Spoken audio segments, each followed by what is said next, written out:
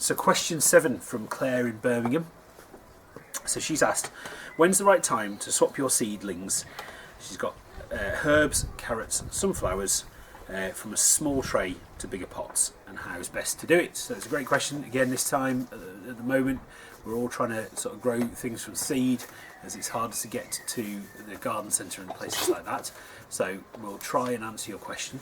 I have some props, so just bear with me. So I'm not going to take credit for doing these. A good friend of mine has done these and kindly lent them to us. So you've hopefully sown your seeds into a nice tray like this, which has drainage, and allowed them then to grow up. These have possibly gone a little bit long and leggy, but that's okay. So if I come a little bit closer to the camera here, so you can see when the plants originally grow up, they come out with 2 leaves, or most of them will, and these are called the seed leaves. So once they're up and growing, that's fine, that's a good sign. Keep it watered, keep it in the sunshine, and then eventually the true leaves of the plant will come out. I don't know if you can just see in the middle there the new leaves growing. You can see it more clearly on this one, these new leaves coming out here. Once those appear, it's definitely time to be potting it on. So what you need to do is carefully, with a little dibber or something like that, a little trowel or something like that, carefully ease into the soil around the seedling, very carefully, because the roots will be small and delicate. Very carefully around each seedling, lift them out, and then put them into a fresh pot with some fresh compost in it. Okay, so something like a 3-inch, this is a 3-inch pot. If you put it into a pot like that, with seedlings like this, you could potentially put 2, 3 or even 4 little seedlings into here and allow them to grow on a bit bigger, and then again you can pop them on, depending on what the plant is, into bigger and bigger pots. If you're going to be planting these outside, you could wait until the weather's good enough, until the last frosts have passed, and plant them straight outside from this stage, or again get them into a pot and then grow them on a little bit more. My top tip for when you're growing seedlings is to use fresh water when you're watering them. Don't be tempted to use water out of the water butt. You might well be bringing things, pathogens and diseases onto the seedlings when they're at their most weakest and vulnerable. It's only a small tray. Even if you've got quite a few trays, relatively they're quite small. It's not like watering your entire garden. Keep your water butt water for mature plants and trees. Use fresh water for your seedlings, unless they need a particular type of water, but as a good rule of thumb. And as I said, once they get their true leaves coming through, that's the time to be potting them on. If you grow them in plug trays, so trays that have, instead of one big mass, lots of little spaces, and you've put 1 or 2 seeds in per plug, again the same rule applies. Once the true leaves start coming out, there should be enough roots within that plug to pull the whole thing out, and it should come out quite easily as one little plug, and then drop it into a fresh pot. Okay, so I hope that answers your question. Thank you. Okay, so question 8 is from Patricia in Liverpool. She says, suddenly I have wild garlic in my garden. It smells like onion. How can I get rid of it? So you're absolutely right that it smells like onion, because it's the Latin name is Allium ursinum, and it is part of the onion family. It isn't a true garlic like we would put into Mediterranean dishes. It is in the onion family.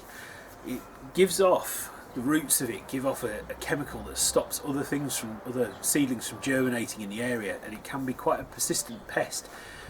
Most people like it to see it in the wild, but not in their own gardens, because it does have a tendency to take over. So if you have it in your garden, we recently did a garden for somebody and they had it growing in the lawn, and it was quite unpleasant to collect the grass clippings off it because it smelt really strongly of wild garlicky onion smell, and they didn't want it in their lawn, and we mowed over it all the time. And although we've only been doing it about a year, it's already gradually getting less and less in the grass by mowing over it regularly.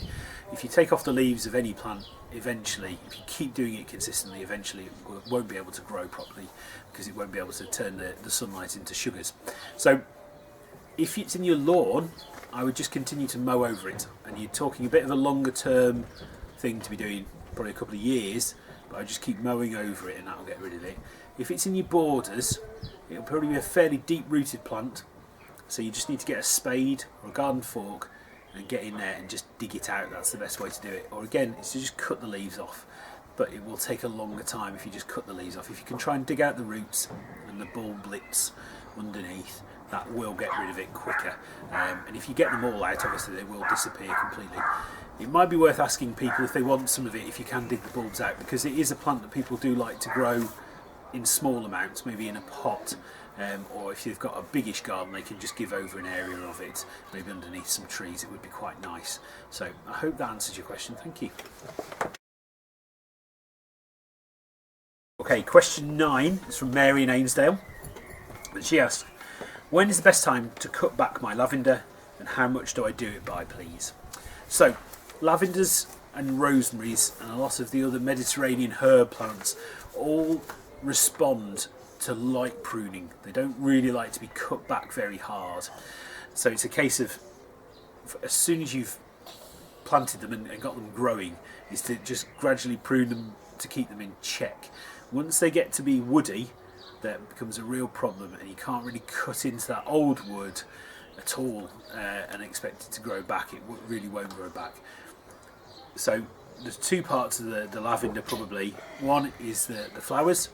So once the flowers have gone over, a lot of people collect them to use as sort of potpourri or sort of scented hangings in their house. So you can just cut as low down, the long thin stem, you can cut that right down to the base of the plant and collect just the flower stalks, collect those together, let them dry off inside somewhere warm and dry, and then they'll last quite nicely and smell, and that's okay to cut those right down. With the leaves and the stalks, you can only really cut about a third off the length of them really, and that's a third of the length of the proper growth that isn't woody, so any of the new growth that's showing through. Anything that's turned into a woody stem that doesn't have any leaves or anything growing on it directly, you cannot cut into that at all.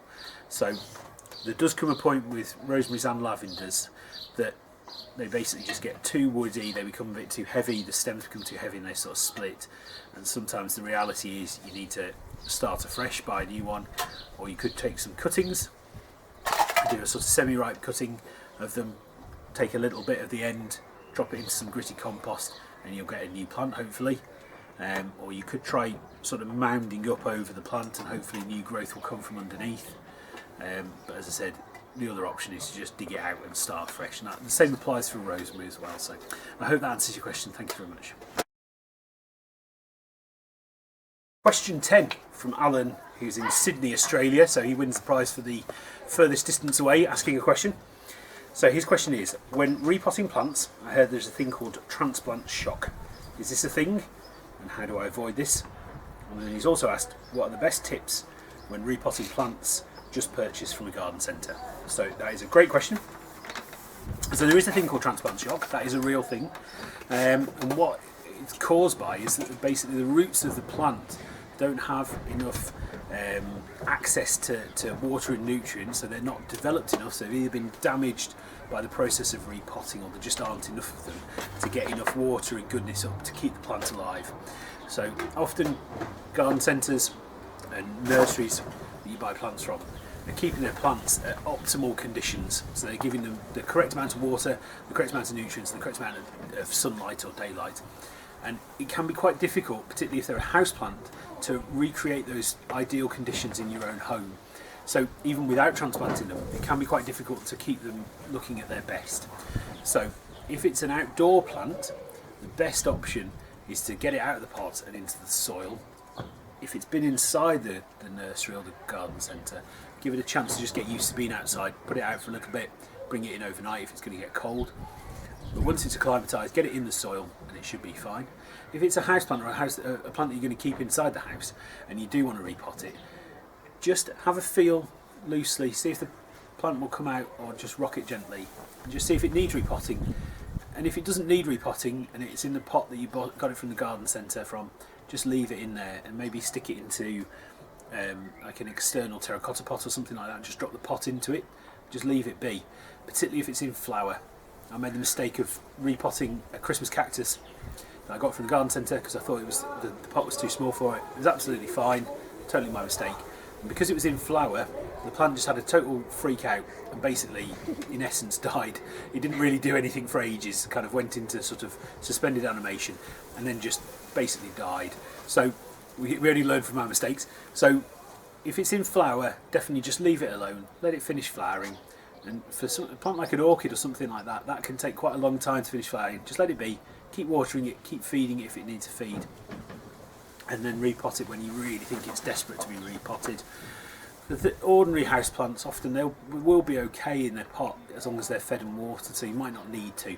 It's only if it just needs to get into a bigger pot to get a bit more space. So the top tips for when you are repotting is to buy brand new compost. Don't be tempted to just sort of reuse what you've got unless you can't at the moment. If you can't get to it, maybe that's the best thing to do, is just to put some fertiliser inside it. You can buy a little pelleted fertiliser and just mix that in with the compost. Make it quite gritty if it's going to stay inside the house. The temptation is often to give them just a little bit too much water as a house plant. So make the compost quite gritty, mix in some horticultural sand or some horticultural grit into the mixture. Use a soil-based compost, John Innes number 3 if you can, and mix that with some ordinary multi-purpose compost, again depending on the plant. If it's a citrus compost, use citrus compost. If it's an orchid, use orchid compost. But general rule of thumb, if it's just an ordinary plant, get it into some soil-based compost mixed with some multi-purpose compost. Stick some fertiliser through it. When you take the plant out, assuming that you're going to be putting it into a bigger pot, you can tease the bottom roots out a little bit and on the sides. Just get your fingers, just give them a little tease. Don't worry too much. You see some people absolutely sort of ripping them apart. You don't need to do that. Just a bit of a tease, and that'll encourage those roots to go into the new compost. The roots will want to go into the new compost anyway. And that, particularly if it's pot bound, so if the roots have grown all the way around the plant pot, just try and tease them out a little bit. Put them into the fresh compost, fill in around the sides, press it down, but not too hard, but firmly, but don't sort of like absolutely jackhammer it down. And then make sure you give it a really good water. If you're repotting it and you may be dividing up the plant or something like that, you do that first, and again stick it in some fresh compost. If you're doing that and splitting up the plant, maybe stick it into some less rich less rich compost. So put a bit less compost in, because the roots are going to be a little bit damaged from what you've done. So you don't need to add maybe quite as much, and then just give it a liquid feed over time. So I hope that answers your question. It's really good at the moment if you can be supporting your local garden centres to be buying stuff online through them, or if they're doing home deliveries. And as I said, just make sure that the plants are hardy enough to go outside, and if they can go outside, get them outside. They'll be at their most happiest instead of stuck on a windowsill. If they are tender, if they're not ready to be out before the frosts have passed, then stick them onto a well-lit windowsill. Just keep turning them, and so they don't get sort of growing to one side, or stick them in the greenhouse and get them protected that way. So I hope that answers your question. Okay, thank you very much. Question 11 from Mandy in Ainsdale. So she's asked a two-part question. So first is, how often should you cut your lawn? Is there an optimum period for letting the grass grow? So we'll deal with that bit first. So the honest answer is there isn't really a good rule of thumb. It really depends on your own lawn. Some lawns will seemingly grow and grow and grow, and you could mow them maybe almost every day in the height of summer. And other lawns will just put on a little bit of growth, and it really does depend on the lawn. But as a good rule of thumb, we'd normally suggest cutting your grass every sort of 2 weeks-ish, once a fortnight, from about this sort of time, so middle of April, up until possibly certainly into October, potentially. All through that time, the grass will be growing fairly well, and you can be cutting it, and again, cutting it quite high, so you're not taking it right down, because obviously the more grass leaf that you give it, the more it can get energy from the sunlight, and the more healthy it will be. So don't scalp it, don't cut it really short. And then over the winter, some mild winters, you can almost be cutting your grass all year really, if the weather stays quite mild. But obviously if it gets cold, the grass will just stop growing and you won't need to mow it. You normally give it its last cut, sort of end of October, November time, and then really it won't need that much attention in terms of mowing right up until through to March. So you get a sort of good couple of months off mowing your lawn. But over the winter it's a really good time to be checking on it, repairing any patches that look dead. It's getting a bit windy, but and just making sure it's okay. A bit of aeration. You can be scarifying it sort of autumn time and then again in spring, so you could be doing that. I would always recommend to use a mower that collects the grass clippings off when you do mow it. There's quite a few mulching mowers which allow the grass, they cut the leaves of the grass very small and it drops down onto the lawn. My experience of that has been that you don't really end up with a sort of healthy lawn. You get a lot of thatch build up, and that's okay if you scarify, but in my opinion if you collect off the leaves, the grass clippings as you go, that will give you the healthiest lawn, and just as I said, kind of keep on top of mowing it but not too short. That's really the key. So I think, as I said, once a fortnight is probably a good rule of thumb. You could cut it a bit less in the height of summer when it's very dry, so obviously it doesn't need to be cut that often because it's not growing as much. It tends to be either side, sort of spring into early summer and then late summer into autumn where it's growing its most. In the height of summer often it stops growing for a while because it's so hot. So I hope that answers that bit of your question. So the second part, she's asked, what is this plant? So she sent us a nice picture.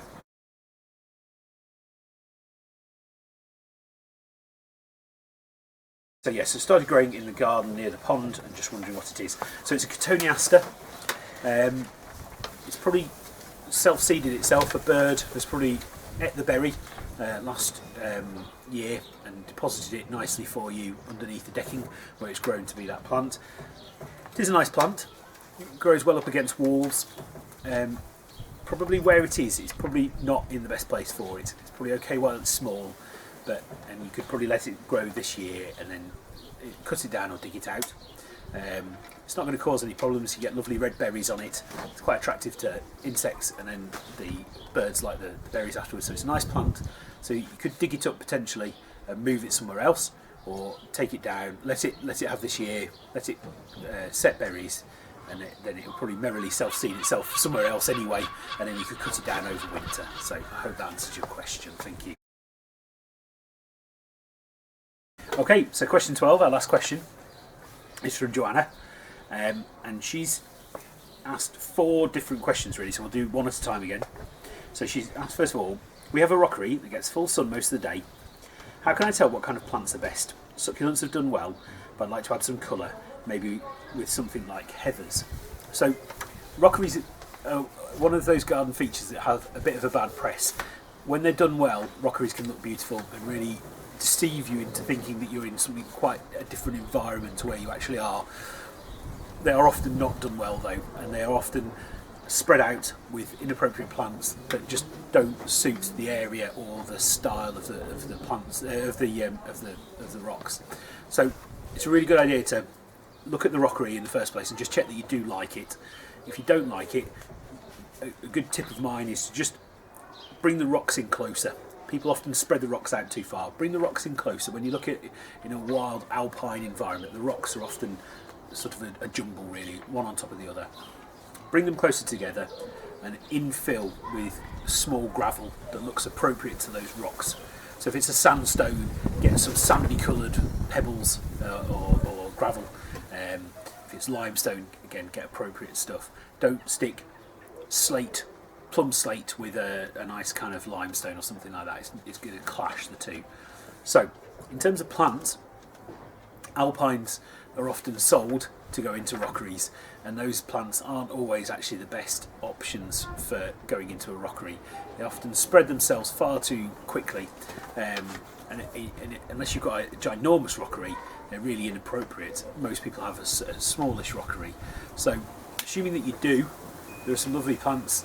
There's one that grows really well round here called Armeria or Sea Thrift, and you can get a lovely sort of purpley leafed version of that, and that sort of forms like a low mound. You get lovely sort of spikes of pinky flowers on that, which is absolutely beautiful, and again that does grow really, really well around here.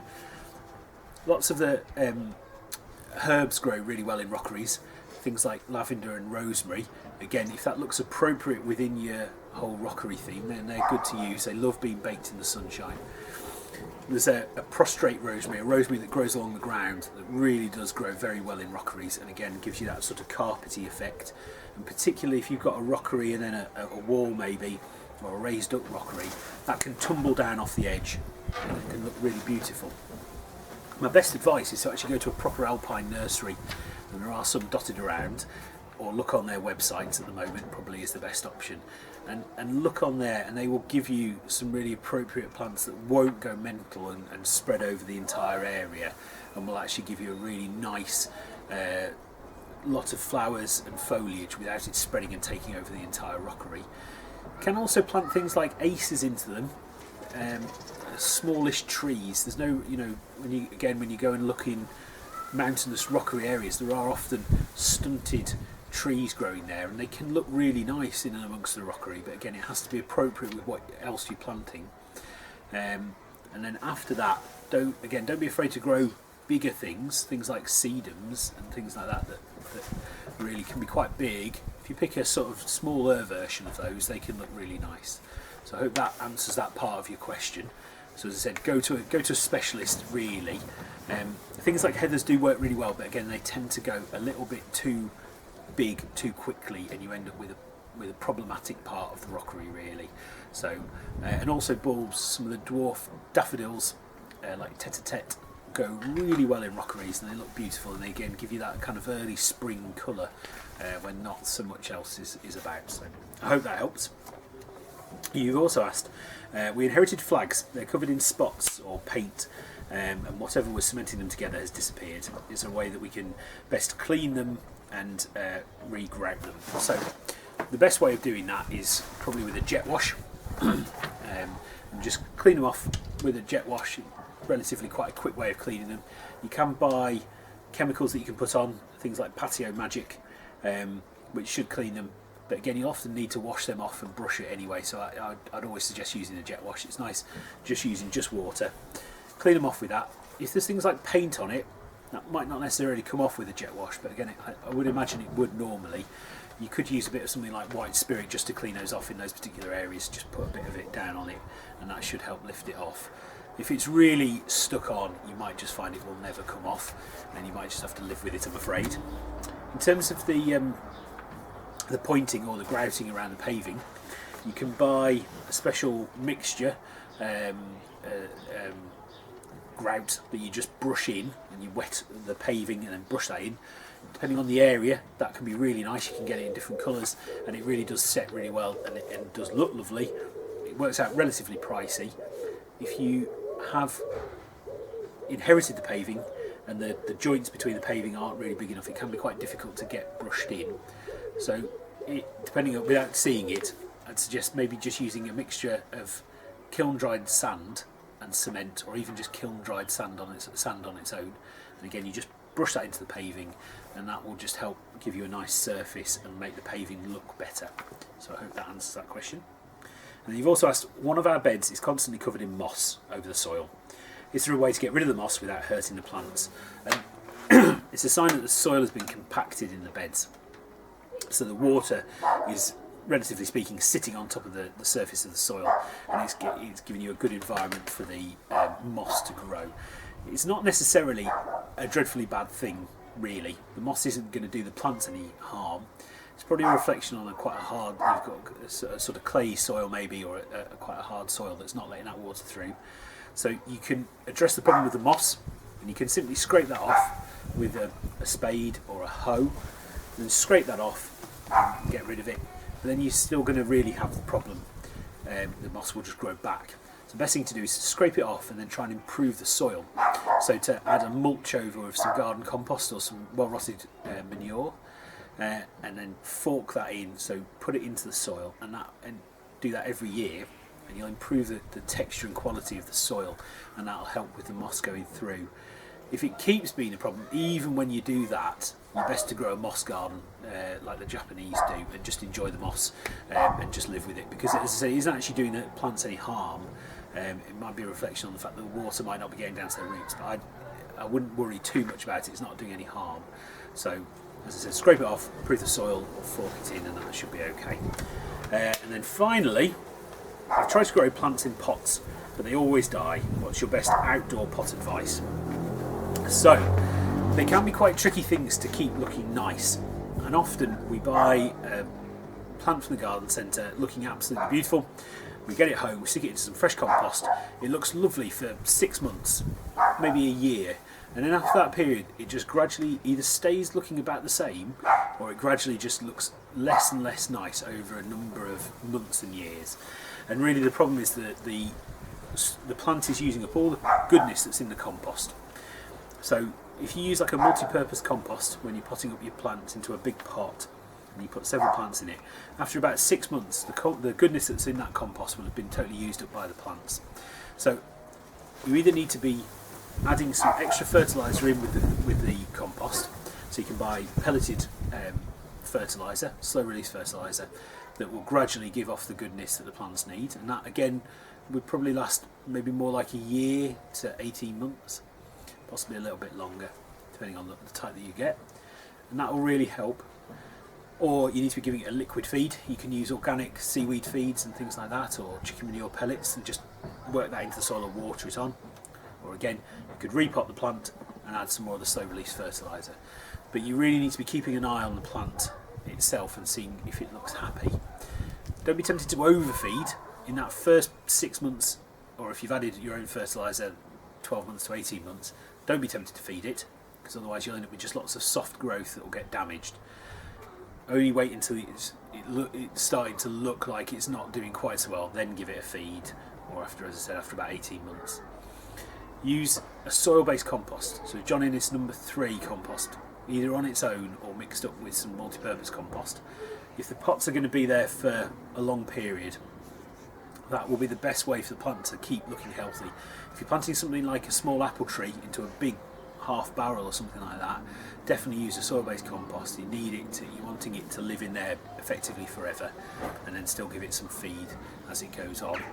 So, and then watering, particularly with hanging baskets, but all pots. It's a lovely sunny day today. If it's sat on a bit of a patio or something like that, the heat of the sunlight is going to warm not only the plant, the pot, but also the patio underneath, and be really kind of almost cooking the plant. So you need to make sure that it is well watered. However, my top tip for pots, but also things that are growing inside greenhouses and things like that, is to water them at the intervals that you will be able to carry on watering them for the rest of that summer or year or however long. Don't be tempted in the first few weeks to water it every single day and give it loads and loads and loads, but then be on holiday for 2 weeks or a month, or ignore it for a month. Plants like a bit of consistency. So if you think that in the whole summer you're going to be able to water it once a week, give it a really good drink once a week, and it will get used to that. If you can water it every day, do so, but make sure you do it consistently. Make sure, so if you know that you're going to be away on holiday, make sure you get a neighbour or a relative to come and water them. If you're going to be away for 2 weeks and not be able to water it, get the plant used to it in advance. Don't lull it into a false sense of security and then hit it with a drought. So I hope that answers the questions. Also, make sure you're buying the appropriate plant for where it's going to go.